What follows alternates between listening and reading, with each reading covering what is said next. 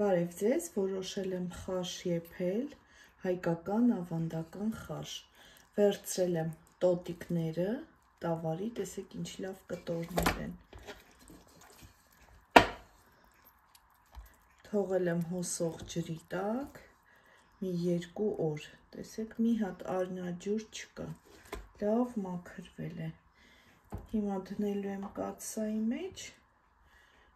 լիքը ջուր լցնեմ և դնեմ եռալու։ Տեսեք ինչքան լավ խաշ է, յուղոտ։ Լիքը ջուր եմ լցրել կաթսայի մեջ, հիմա դնում եմ եռալու։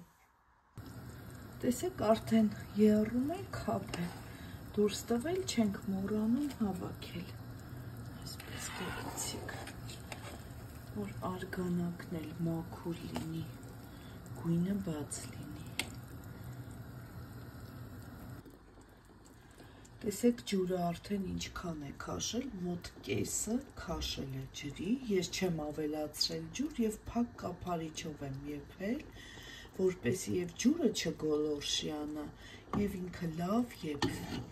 Հիմա ցույց տամ, թե ոնց է միսը եփվել։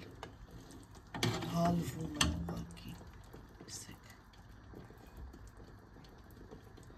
Այսպիսի խաշ է եփվել։ Բնական, համեղ, ոչ կարագ եմ ավելացրել, ոչ կաթ եմ ավելացրել, հենց ինքն է։ Խաշը հենց այսպիսին պետք է լինի։ Այսքանը դուք էլ պատրաստեք, տնական համեղ խաշ և անուշ արեք։ Ցտեսություն։